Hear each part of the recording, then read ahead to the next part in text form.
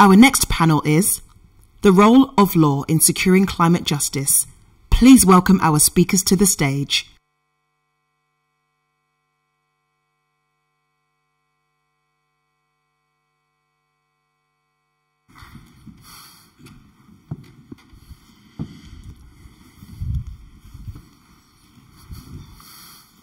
Welcome. Hello, everyone. You are the brave souls that made it back from lunch on a Friday, no less. So thank you for being here. This should be a really interesting conversation with some fantastic speakers. So we're delighted to have you here.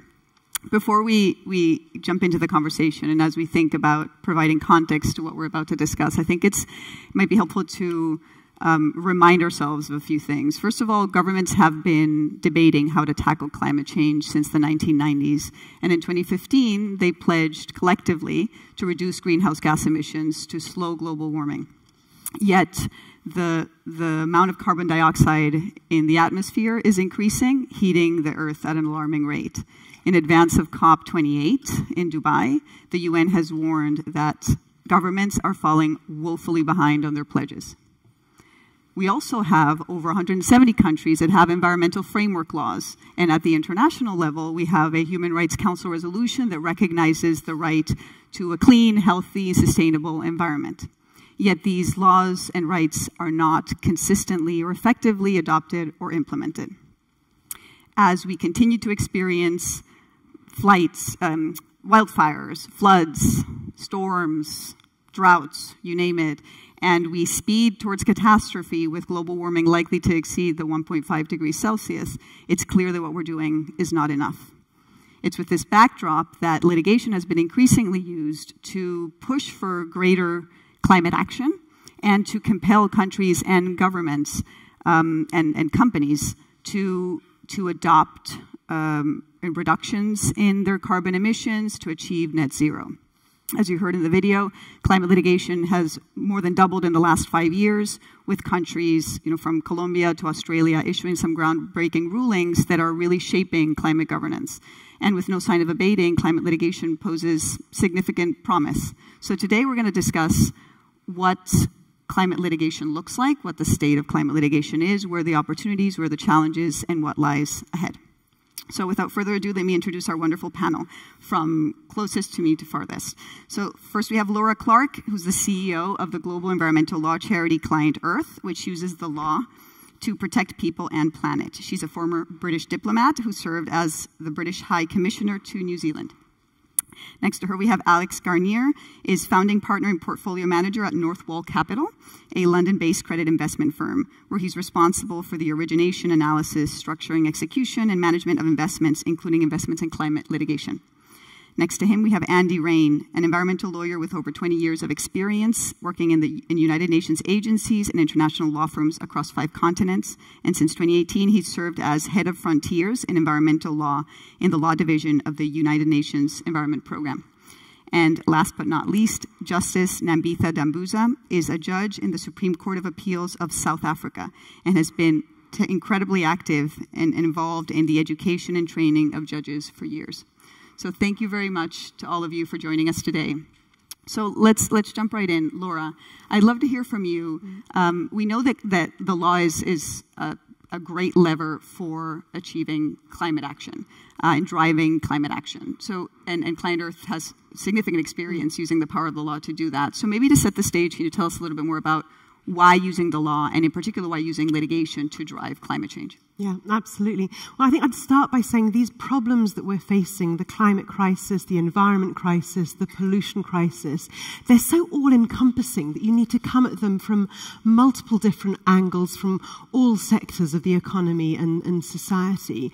But we believe at ClientEarth, we see the law as a really critical lever in driving the change we need to tackle these crises and really getting us faster to those positive tipping points. You know, we all fear the negative tipping points in terms of environmental degradation, but there are positive tipping points also in terms of the scale up of renewable energy or even behavioral and mindset changes. Because I think ultimately we've got largely what we need to address these crises. We know the science, we largely know what the right policies are, we've got the technology to a large extent, the money is there, just not in the right place. And so the law can really shift that by changing, the thing that is lacking is will. It's political will, it's the will and determination of corporates to make these difficult adjustments. And so when you use the law, ClientEarth, we work across the full life cycle of the law. So we advocate for the right legislation, because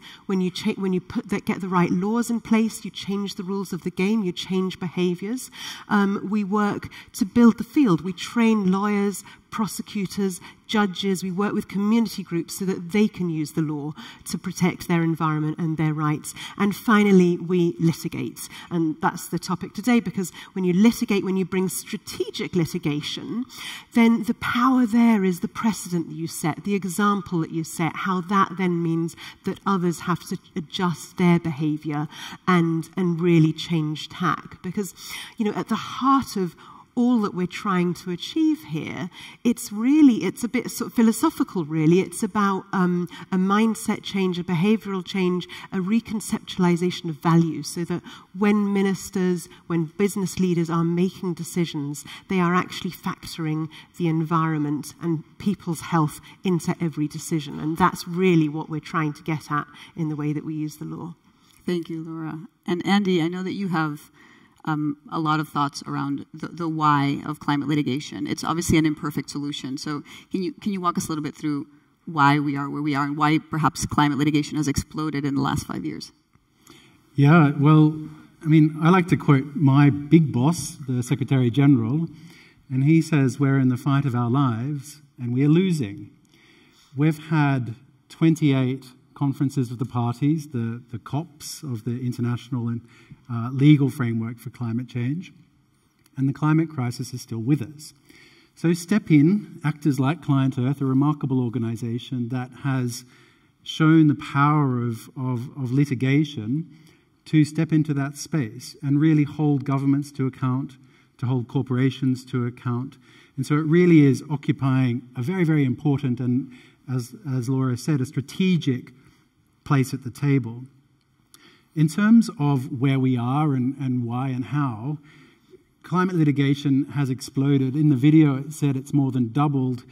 I'd actually push that up to almost tripled. And our analysis shows that in the last 6 years, it's gone from 884 cases in 2017 to over 2,400 cases today. And almost every week we hear of more litigation. So it's exploding as an important lever of change. When you look across those cases, most of them are in the US, but we are seeing increasing cases come throughout the rest of the world, particularly in Australia, where I'm from, but also in this country, in the UK. It's the third largest number of climate cases when you compare countries. And also cases starting to occur in the global south as well, from India to Mexico to Kenya to Tanzania to Brazil. So we're seeing a very, very important growth in the number of cases that are really shaping climate action around the world. And Andy, you're referring in part to the report that was recently published by the United Nations Environment Program and Columbia University's Sabin Center for Climate Change Law. And one of the, I think, interesting data points was this distinction between where the lawsuits are taking place and where some of the harms of climate change are actually playing out. And so, Judge Nambitha, it would be really interesting to hear from you, particularly from your perspective, unique perspective in the judiciary, where Africa is one of the more vulnerable continents exposed to climate change. And yet, in this report, it's the continent where the least amount of climate cases are being brought. What are your reflections on that? What's happening there? Yeah, Carolina, we're not in the explosion stage yet. I think we're far from it.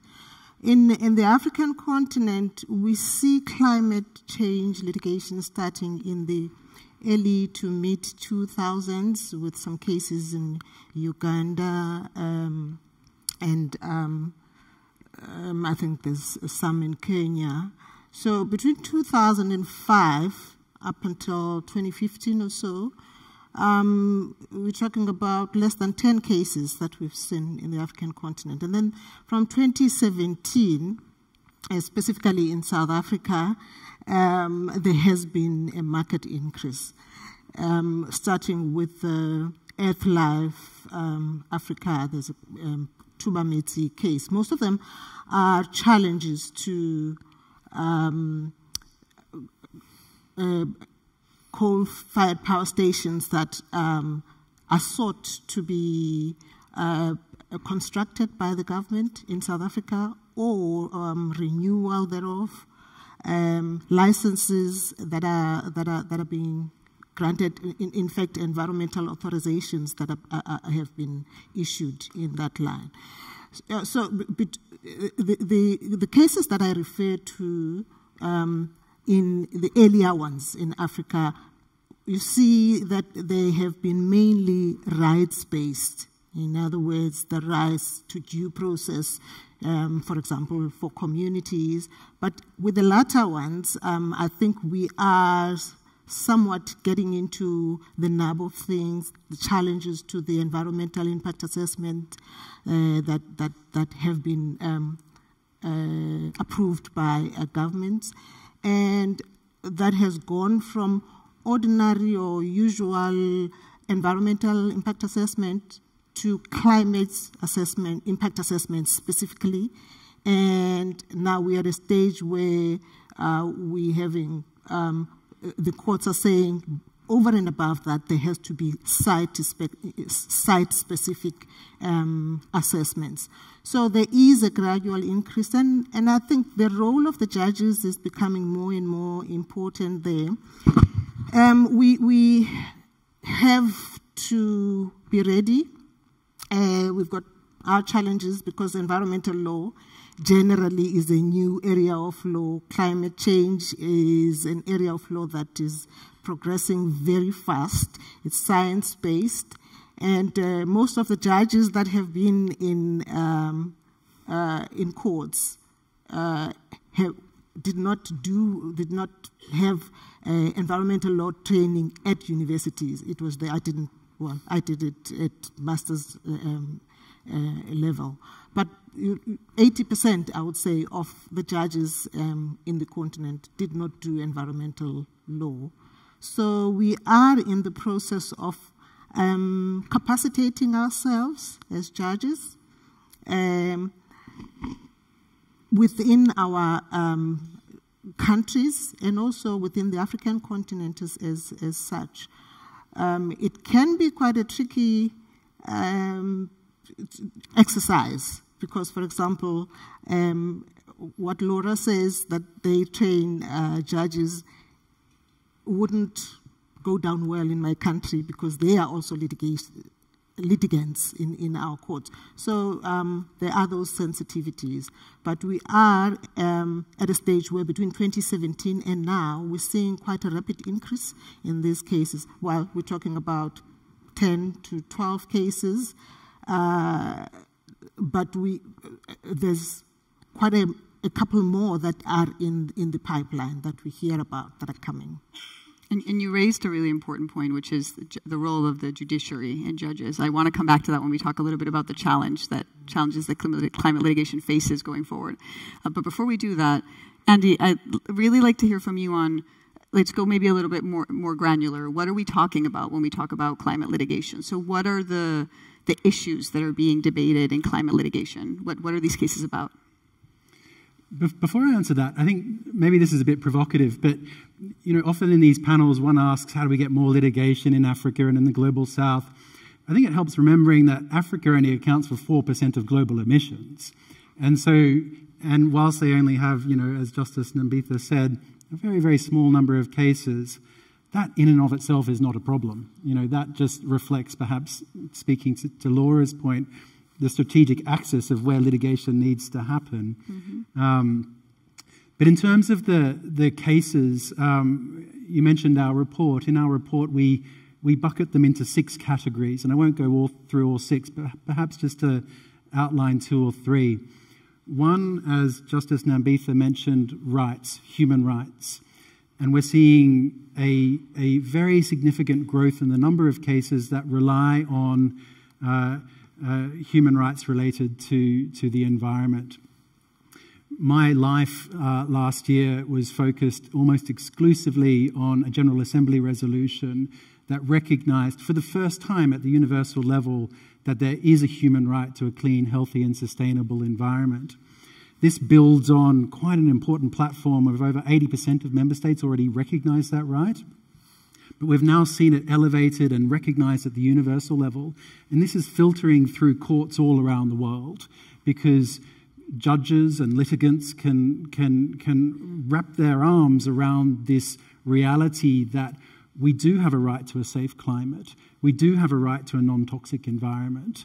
We do have procedural rights, access to justice, the right to information, and so on. And so we're seeing all sorts of cases coming under that umbrella or category.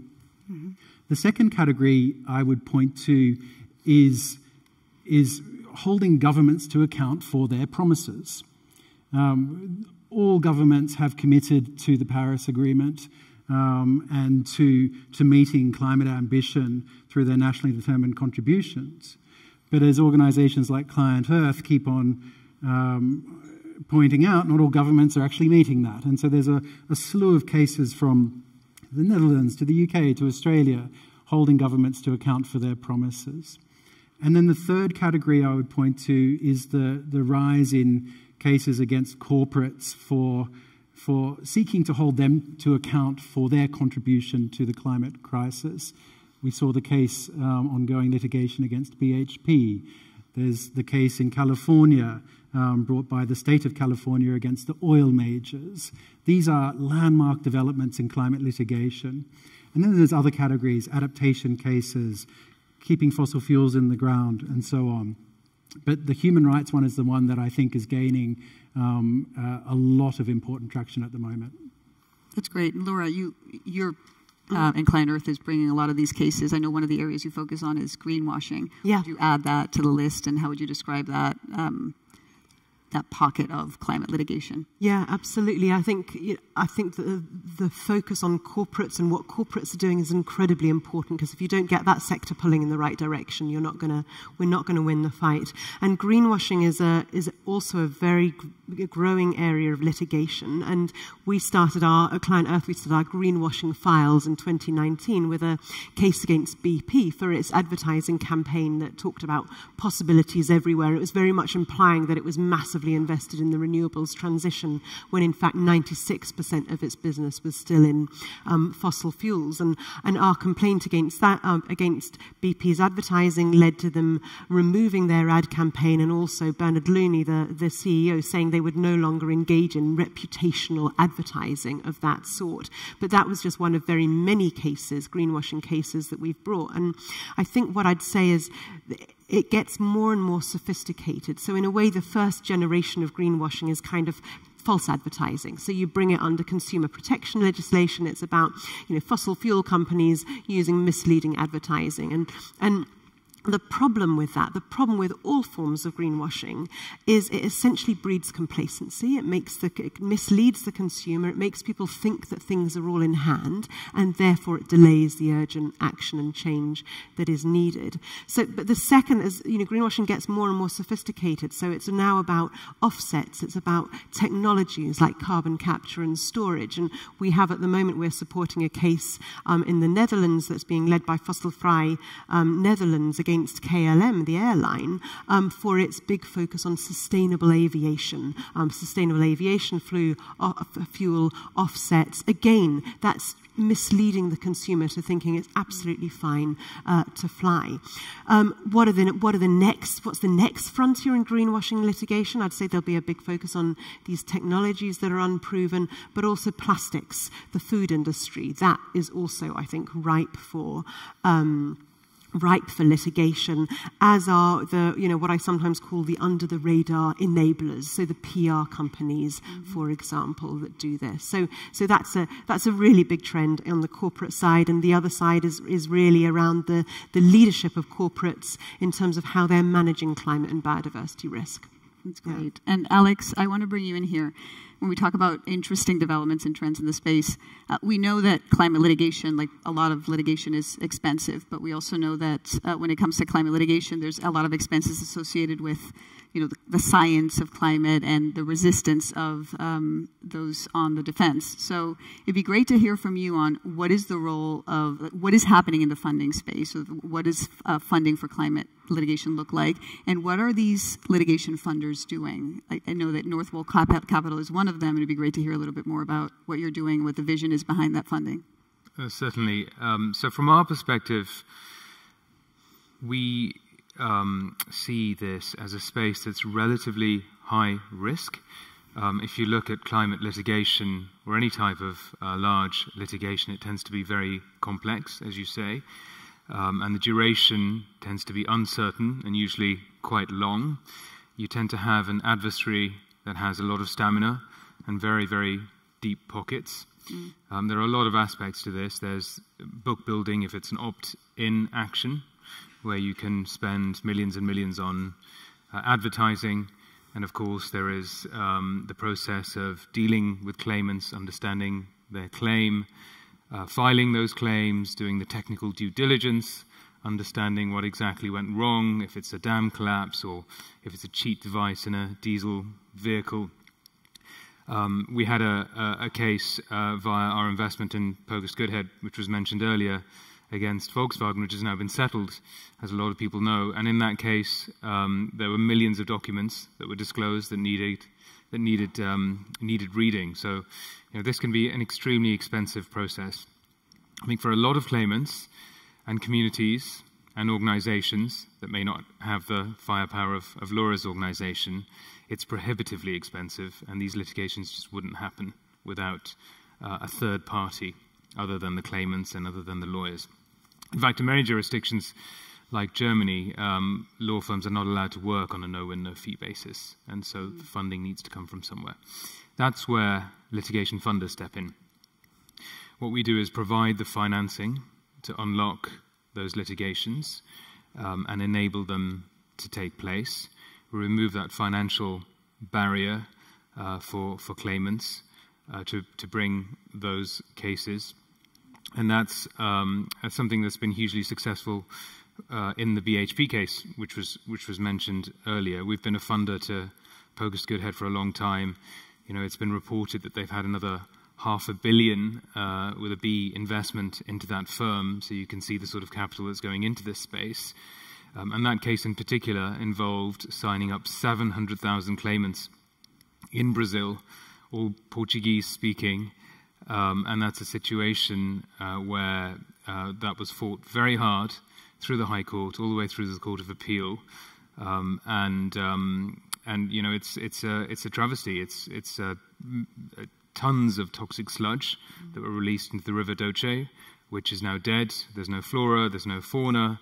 It was a deity to a lot of the local communities. 19 people were killed, and there's no justice. Unless that case and millions and tens of millions of pounds are funded. So from our perspective, it's providing that access to justice, removing the financial barrier, and enabling those claimants to have a level playing field against those corporates that have tried to cheat the system. For us, it is about a return on investment, absolutely, obviously. We're investing money from, say, pension funds, and people need to make a return, but it is also about leveling the playing field and the feeling of contributing to the right side in this debate, making sure that those defendants know that there is stamina and there is capital on the other side of this, encouraging the best lawyers and the best minds to join the claimant side and to really push for change in some of these organizations and governments.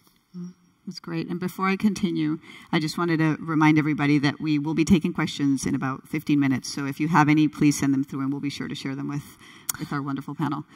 So Laura, having heard what Alex just shared, so that's a subset of climate cases, right? So those where there's going to be damages sought and there's a return to be had. How are other climate cases being funded? What are the challenges of that type of climate funding.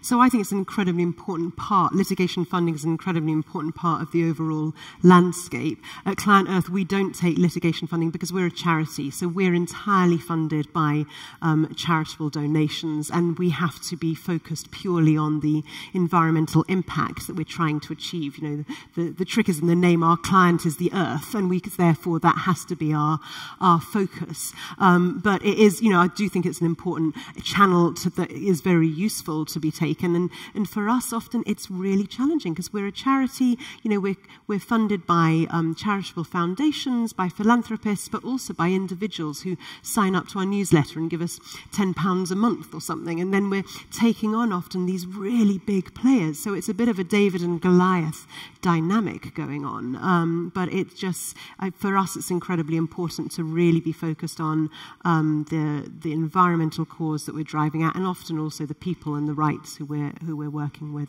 That's great. And go ahead. No, I often wonder though what shape or form litigation, now we're talking about climate change litigation, would take if we had more education of communities, how they would be empowered to take some of these issues directly. Perhaps it's because I'm lazy and I don't want these cases to come before me, but oftentimes I find that we as judges have to decide things that we really shouldn't have to. And I wonder, because in my jurisdiction there's hardly any education going on climate change or environmental, yet people experience these impacts, and they're sick. They know that something is happening, you know, to their well-being, but they are at loss as to where to go. And it seems to me if we could have a way of educating not only the communities but also government officials, the implementers of these laws, because I find that they are at a loss in some cases as to how to deal with these scientific reports that are placed before them in the EIAs. And then you find yourself as a judge sitting with lopsided cases where you have expertise on one side and a case where you see that the agencies just looked at the thing and decided, okay, I'm approving this, I don't have time for it. Yeah.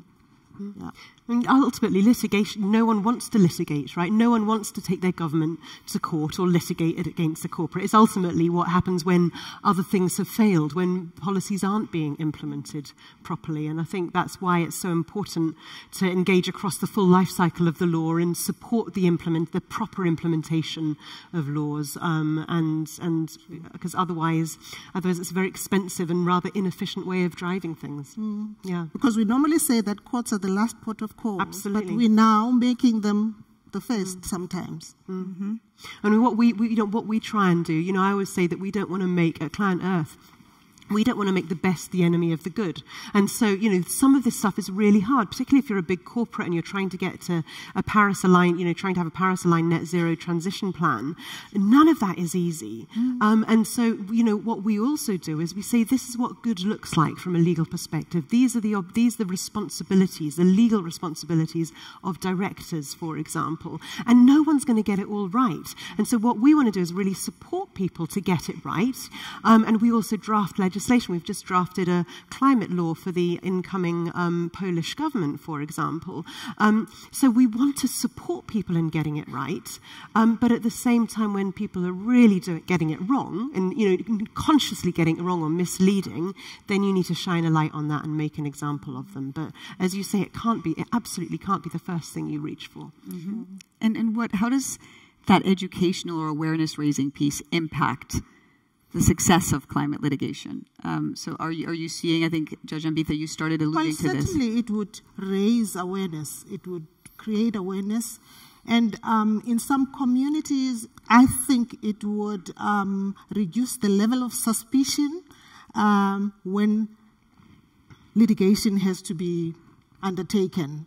because there's various vested interests at play, and when they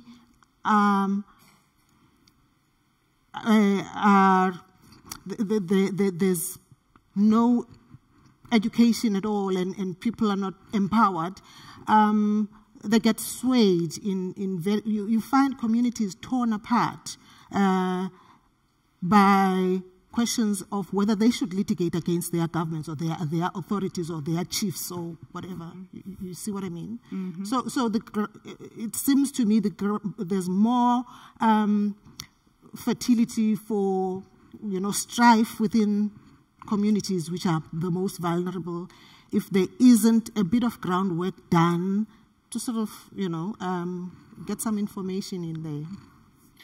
I think I was just going to say, I think the other side of it is important as well, where, just to take the Volkswagen example again, we had, I think it's Oliver Schmidt who went to jail, and the CEO in the US, and these companies are now really worried about the bottom line. It's hundreds of millions, if not billions, at stake, and that intransigence has to change.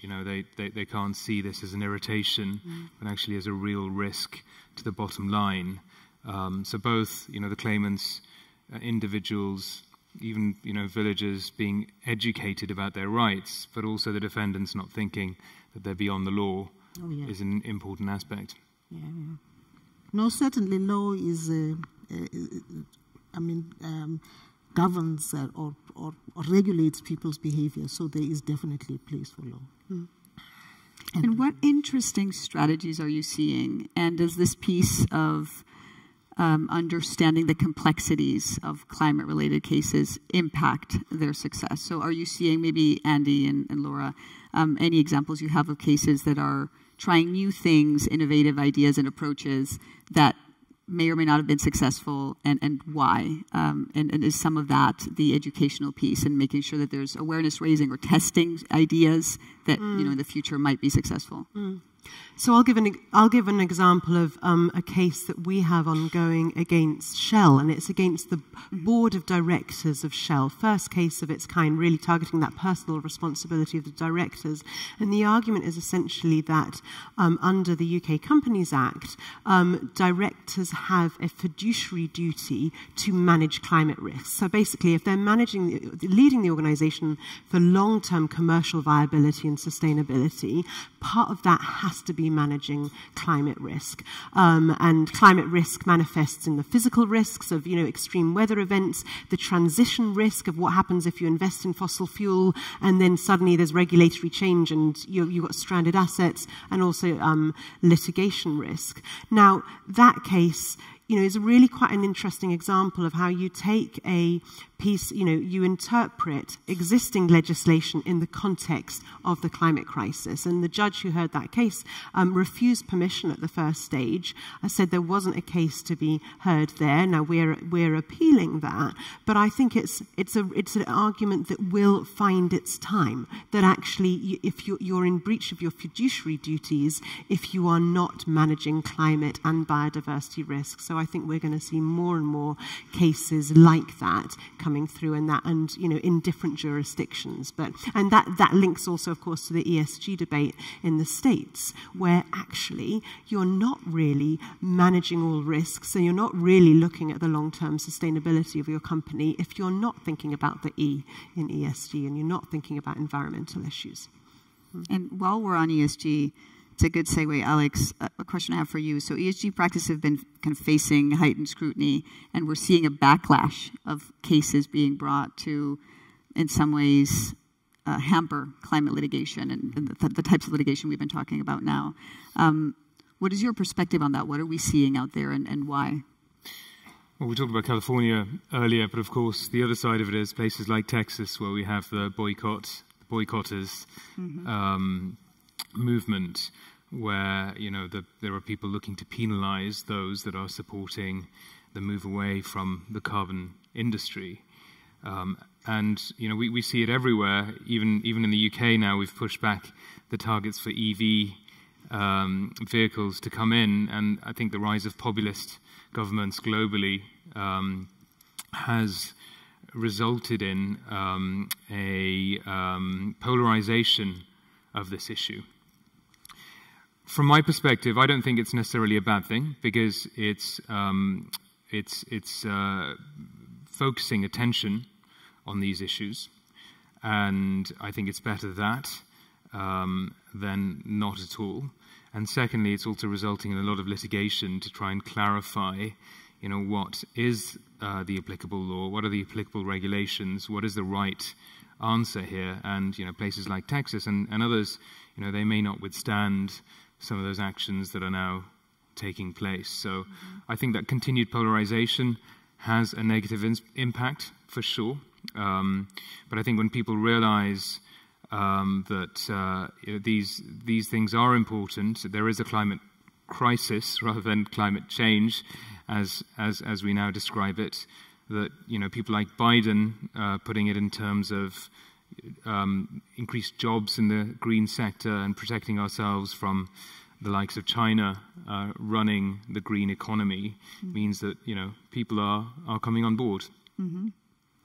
Okay, so we've got only a couple of minutes to wrap up our conversation to leave room for enough questions. There's some great questions that have come through.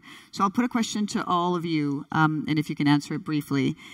Where is climate litigation headed? And maybe you can take a slightly different approach depending on your vantage point. So Laura, it'd be great to hear from you on what trends are we seeing in legal approaches to climate litigation. Alex, climate funding, is that due to increase? What does that look like in the future?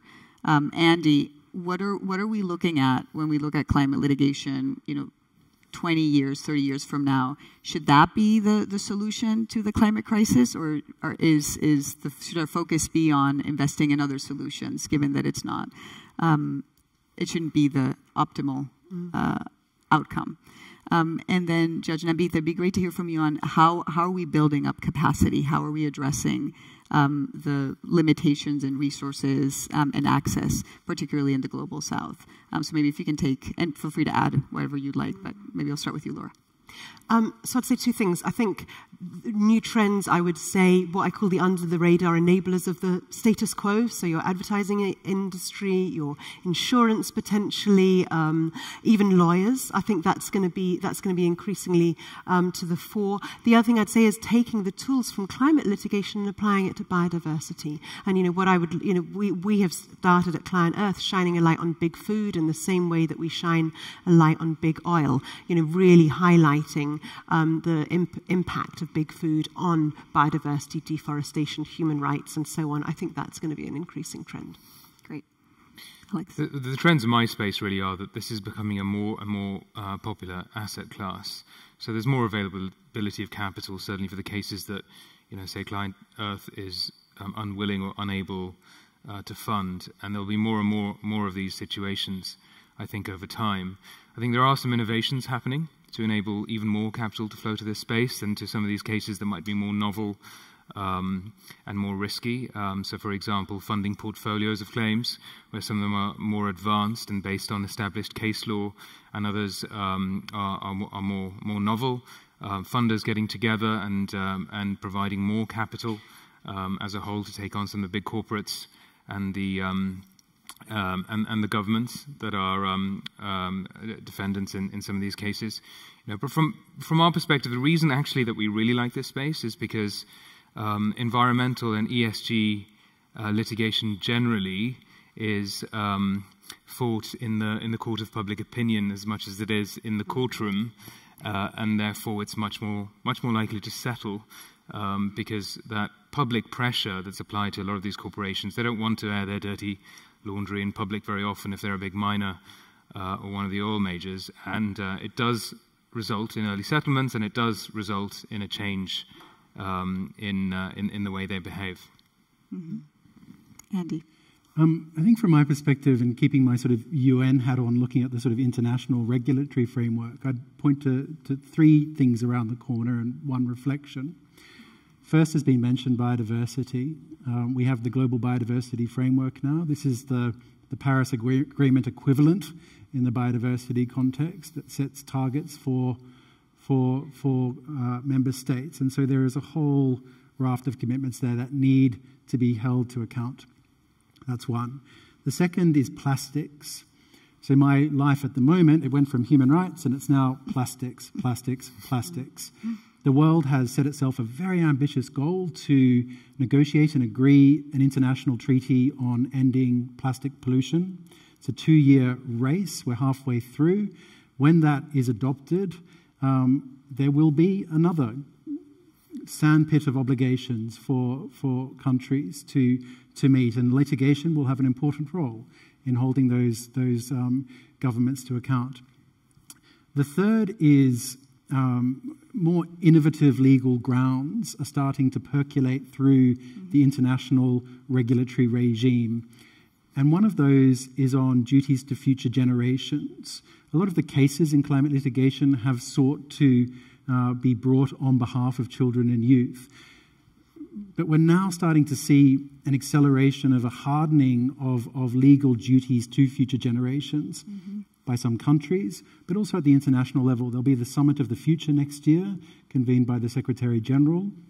One of the chapters of the proposed Pact for the Future, which will be the outcome document of that summit, will be on future generations. And there could be more commitments, soft law, but more commitments for countries in that space. And then just a general reflection on where this is all going. I like what Laura said about that more facilitative approach. Litigation is combative. Litigation is the last resort.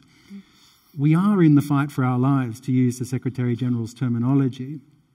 We've got 7 years in this critical decade of transformation that's needed.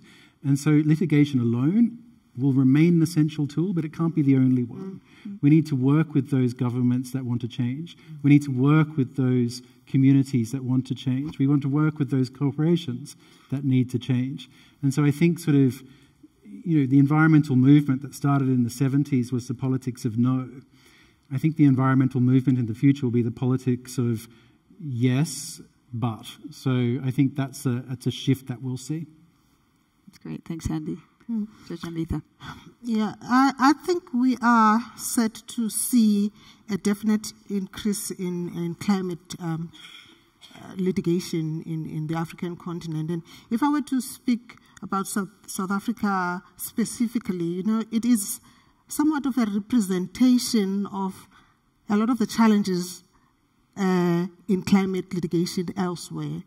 Although South Africa is located in a continent that is the lowest emitter, we are number 1 emitters within the continent, South Africa, and we're number 14 in the whole world. So that's no child's play. And yet, on the other hand, we have some of the most vulnerable communities in the world. But we also, on the other hand, have a strong public interest litigation history. We've got a strong constitution, and there's a rapid increase in international precedent that is applicable that we are already looking at, and that is filtering through, especially where international companies are held responsible for their babies somewhere in our less privileged continents. So we are set to see how the climate change acts that have recently been passed. Well, ours is still a bill, but Kenya, I think Kenya's was passed in 2016, and they've just amended it. So how then the administrators align their policies within the climate litigation statutory framework that's being set up is going to be quite an interesting exercise for courts as interpreters of legislation. Thank you, Judge Nambitha. And that's a really nice segue into one of the first questions that we received. Marginalized, disadvantaged, racialized communities are disproportionately impacted by the climate crisis, but have less access to the resources and capacity to litigate. How can sectors of society with those privileges best address that imbalance? And I think all of you have something to say about that probably, so who wants to take a first stab at it? Say that again, Carolina, I didn't quite get the question. So the question is, how can sectors of society with privileges, those that aren't marginalized or disadvantaged, best address that imbalance in supporting these marginalized communities to access the right resources and capacity to litigate? I mean, I would say you could fund ClientEarth because we do lots of this work. So we work with the Torres Strait Islanders, for example, in taking a complaint to the UN Human Rights Committee, essentially saying that the Australian government's inaction on climate change was a violation of the human rights of the Torres Strait Islanders and cleaning their right to culture. We also work with community groups in West Africa, in Southeast Asia, in supporting them in having the right legal tools to engage on forest governance reform, for example. So we are doing our bit in really trying to work with, support communities, support the most vulnerable communities in securing climate justice. So spread the word about ClientEarth, and if you can, support us. Thank you.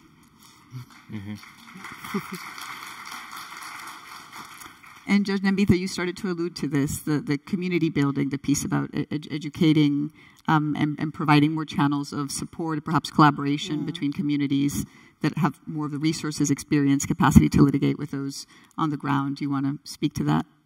Look, us as judges are very conservative people. Well, that's an excuse.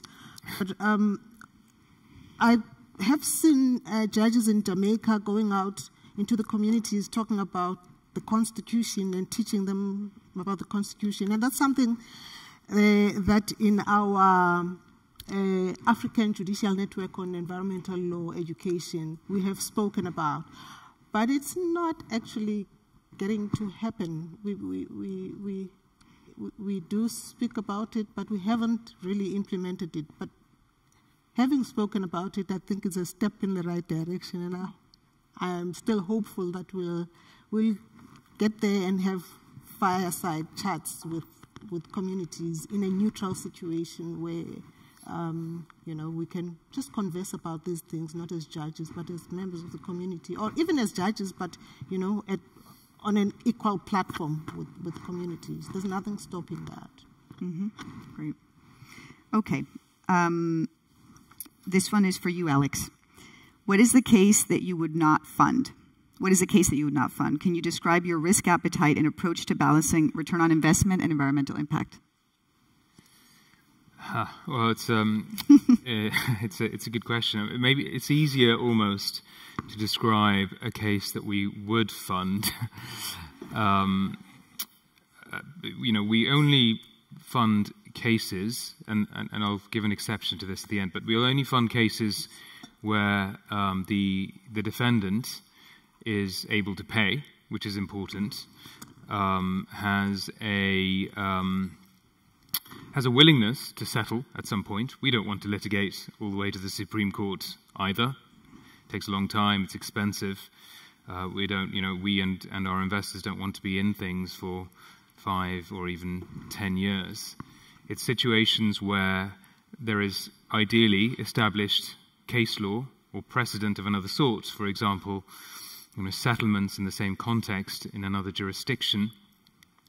Going back to being able to settle, the challenge is that, you need to have recourse in a jurisdiction where the judgment is enforceable. It's easy in England and Wales, from my perspective. We do go much further than that in the global north, but, I think, we start to worry when we're outside in the emerging markets parts of the world. We also want to be in a situation where there's a fair settlement for the claimants, and it's a claim that seems, standing back from the technical details, to be a sensible one. We have a lot of claims brought to us where we're scratching our heads, from a non-technical perspective as to why this claim is being brought in the first place. The exception I was going to talk about is if something is a little bit more novel, then we may well fund it if it's in the context of a portfolio of claims, or if we're funding a law firm that has, say, 20 claims, we're more than happy to fund 5 that are a little bit more innovative, a little bit more novel, and maybe have lower chances or probability of success. And I think, from my perspective, unless there's a charitable organization involved, really that's the only way a commercial funder can fund those cases. And can I ask, how are you seeing other litigation funders approach that? Are they using a similar approach, or do you see some differences? And do you see that being the approach consistently for the wider climate? I'd say there are probably two types of litigation funder at the moment. One is, a pure play litigation funder, which is typically run by lawyers. Quite often they are deep in the detail on the legal merits. You'll get as many KC opinions as you possibly can. If you're in England and Wales, make sure they all say 65% chance of success or more. And at the other end of the spectrum, you have people like us that are have a broader mandate, a private equity or a private credit firm. And we think about some of these other factors in a little bit more detail. The ability of the counterparty to pay, the likelihood of the counterparty to settle, the fairness and how sensible is this claim in the first place?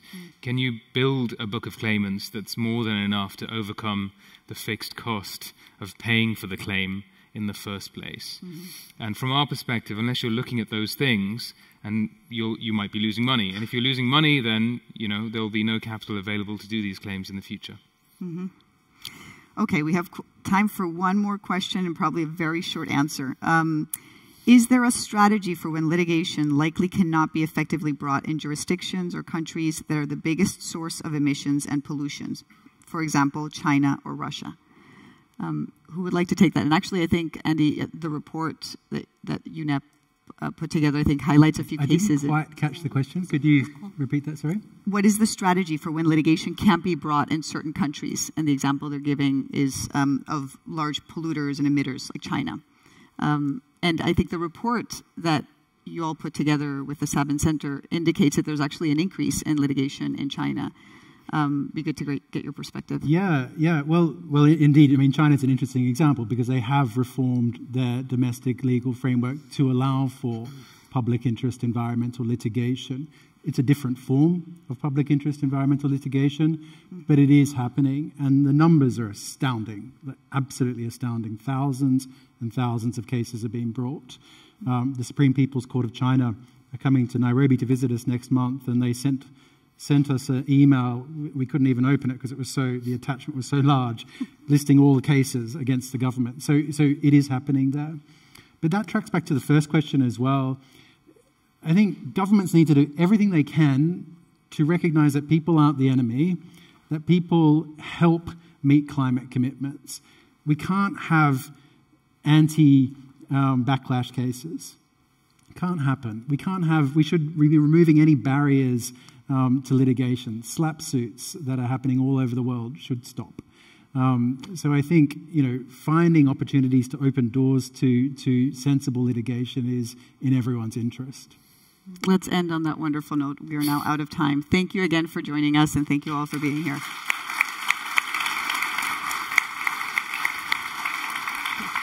Can I go?